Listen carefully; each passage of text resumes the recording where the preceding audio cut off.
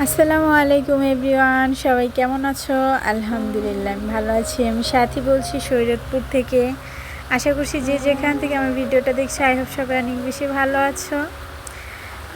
গত কালকের ভিডিওটা, কালকে না পরশু দিনের ভিডিওটা আমার কোনো একটা কারণে প্রাইভেট করে দিতে হয়েছে। আসলে এতে আমার চ্যানেলের অনেক বড় ক্ষতি হয়, কিন্তু কিছু করার নেই, ভুলবশত কিছু মানুষের কথা আসলে উল্লেখ করে ফেলেছি। তো তার হয়তো বা তার কথা আমি উল্লেখ করিনি, কিন্তু সে ধরে নিয়েছে, কিছু করার নেই। তো সেই কারণে আমি আর কি ভিডিওটা আমার প্রাইভেট করে দিতে হয়েছে। তো ভিডিওটা শুরু করতে করতে তোমাদের কাছে ছোট্ট একটা রিকোয়েস্ট করে নিতেছি। আসলে শেষ পর্যন্ত কারা কারা ভিডিও দেখে সেটা তার জানা নেই, তবে আমার অনেক বন্ধুরা আছে জানি, তারা প্রত্যেকে আমার পুরো ফুল ভিডিও দেখে এবং কি লাইকও করে। আর যেহেতু ইউটিউবে একটা সমস্যা হচ্ছে ইদানিং, দেখছি যে ভিউটা একটু কম হয় বা লাইকটা শো করে না। যাই হোক, ইউটিউব সম্পর্কে অত একটা ধারণা নেই, তবে সবার কাছে ছোট্ট একটা রিকোয়েস্ট করে নিতেছি, সেই পুরনো কথা। সবাই ভিডিওটা দেখা শুরু করার আগে একটা লাইক দিয়ে পুরো ভিডিওটা কন্টিনিউ করবে। সকালে উঠে আমি থালা বাসনগুলো আগে ধুয়ে রেখেছি। দেখা যায় কি বেশিরভাগ আমি রাতের বেলায় ধুয়ে রাখি, তবে সেটা ইহান ঘুম আসলে হয়। আর অনেক সময় দেখা যায় যে ইহান ঘুম আসে না, তখন আমার অনেক আসলে কাজ করে থাকে। আর ছোট বাচ্চা থাকলে যা হয় আর কি, ইচ্ছে করলেও একটা কাজ করতে পারি না। তো বাইরে প্রচণ্ড বৃষ্টি হইতেছে, তার মধ্যে ভয়েস দিতেছি। তো আসলে কারেন্ট নেই, কারেন্ট না আসা পর্যন্ত আমি ভিডিওটা আপলোড দিতে পারবো না। আর কারেন্টে প্রচুর পরিমাণে জ্বালাইতেছে। দেখা যায় সকাল 11টার দিকে গেলে আসে 3টা-4টার দিকে, আবার আধা ঘন্টা থাকে কি, তার আগে আবার চলে যায়, এই একটা অবস্থা। আর আমি ইদানিং দেখছি যে ভিডিও আপলোড দিলে ঘন্টা লেগে যায় আমার ভিডিওগুলো আর কি আপলোড হইতে। আর এইদিকে দেখো আমার ছেলের অবস্থা, আমার ছেলে একদম পুরো একাকার অবস্থা করে ফেলছে। যেহেতু বাইরে বৃষ্টি হচ্ছে, তো একটু খিচুড়ি খাওয়ার ইচ্ছে হলো। তো সকালে উঠে আমি করেছি কি, আদা রসুন বাটা আবার সব কিছু আমি নামিয়ে রাখি, তাহলে ভিজতে সুবিধা হয়, আবার আমার রান্না করতেও সুবিধা হয়। বাইরে থেকে প্রচুর শব্দ আসতেছে, সবাই প্লিজ স্কিপ করে যাবা। তো ওইদিকে আমি চালটা ধুয়ে নিয়েছি ডালের সাথে। মুগ ডালটা ছিল না, তবে মোটা ডাল আর মুসুর ডাল ছিল, সেই দুইটা দিয়েই কিন্তু রান্না করব আর কি খিচুড়ি। আর ভুনা খিচুড়ি আসলে আমার তত একটা পছন্দ না, তবে পাতলা খিচুড়ি যদি আমাকে 2 দিন দেন তাহলে আমি 2 দিনই খেতে পারবো, এই একটা অবস্থা। তবে গোশ দিয়ে রান্না করতে হবে, কিন্তু আমার গোশ বেশি একটা পছন্দ না।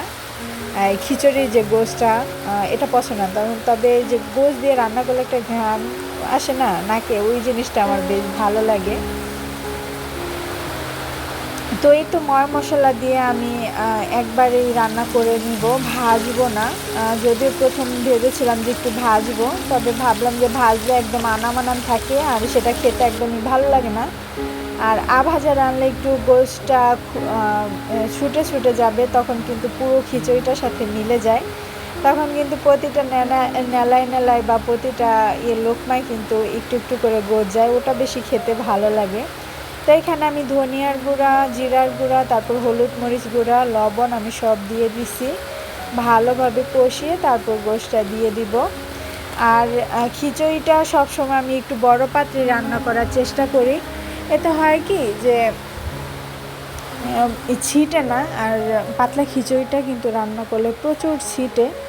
আর আমি এর আগে আরেকবার রান্না করতে গিয়ে কিন্তু আমার হাতে অনেকখানি এসে একদম পড়ে আমার অনেকটা হাত পুড়ে গিয়েছিল, তারপর থেকে কিন্তু আমি বড় পাত্রে রান্না করার চেষ্টা করি। তবে আমি মানুষ একা, কিন্তু বড় একটা পাত্র নিয়েছি, কিছু করার নেই। আর খিচুড়ি দেখবেন, পাতলা খিচুড়িটা আপনি কখনো অল্প রান্না করলে মজা লাগে না, মানে একটু বেশি রান্না করলে ঘনত্বটা বেশি হয়, তখন কিন্তু খিচুড়িটা বেশ ভালো লাগে। এই যে সামনে শীত আসতেছে, এক এক জায়গায় মাহফিল হয়, তখন কিন্তু এই যে খিচুড়ি রান্না করে না, ওই খিচুড়িটা খেতে আমার এত বেশি ভালো লাগে। মানে ভুনা খিচুড়ি না, যেটা পাতলা খিচুড়ি ওইটা আর কি। আমি আগেই বলেছি ভুনা খিচুড়ি আমার তত একটা পছন্দ না, তবে খাই না এরকম না, খাই সামনে পড়লে খাই, কিন্তু সেরকম মানে শখ করে খাই না। কিন্তু এই যে পাতলা খিচুড়িটা আমার বাবার আর আমার দুজনের ঘরের মধ্যে প্রচুর পছন্দ। আর আমার ভাই খাবে ভুনা খিচুড়ি। যখন আমার আব্বা বলবো যে একটু পাতলা খিচুড়ি রান্না করো, তখন কিন্তু ঘরের মধ্যে এটা নিয়ে একটা ছোটোখাটো ঝগড়ার মতন হয়ে যায় যে না ভুনা খিচুড়ি, এরকম একটা অবস্থা। যাই হোক, এই তো আমি জালটা ভালোভাবে গোশটার সাথে কষিয়ে নিয়েছি, এরপর পানি দিয়ে দিতেছি। তো এটার আসলে কোনো মাপ নেই। আর আমি 2 কাপ দিয়েছি চাল আর হচ্ছে আধা কাপ দিয়েছি ডাল, দুইটা মিক্স করে। তো ওইটাই আমি ওই অনুযায়ী পুরো 10 কাপের মতো দিয়ে দিয়েছি পানি। তো পরবর্তীতে আমার আরও পানি দিতে হয়েছিল, আর চালটা খুব ভালোভাবে ফোটেনি তার কারণে। কিন্তু আমি পরবর্তীতে কী করেছি, একটু গরম পানি করে তারপর দিয়ে দিয়েছি। এই তো আমার খিচুড়ির রঙটা দেখো, আমি তো ভাবছিলাম যে বোধহয় হলুদটা একটু কম হবে, পরবর্তীতে দেখি যে না, অনেক সুন্দর কালার এসেছে। আর এদিকে দেখো আমি গোশ রেখে শুধু এই যে খিচুড়িটা নিয়েছি, আর তার সাথে ডিম ভেজে নিয়েছি, আর হচ্ছে শসা। আর শসা খাওয়াটা আমার জন্য একবারে নিষেধ, কিন্তু তাও আমার বেশ ভালো লাগে। আর এদিকে বিকেলের দিকে বাসায় গিয়েছিলাম, গিয়ে দেখি যে আমার মুরগির সাথে আর কি 2টা হাঁসের বাচ্চা, এটা হচ্ছে বাইলা হাঁসের ডিম দিয়েছিল। আমার আব্বা মাঝে মধ্যেই পায় ভুড়ার উপর ডিম, তো ওইগুলাই আমার ভাই এনে মুরগির কুমে দিয়ে দিয়েছিল। তো ওইখান থেকে 2টা বাচ্চা ফুটে বের হয়েছে, মাশাআল্লাহ দেখতে দারুণ।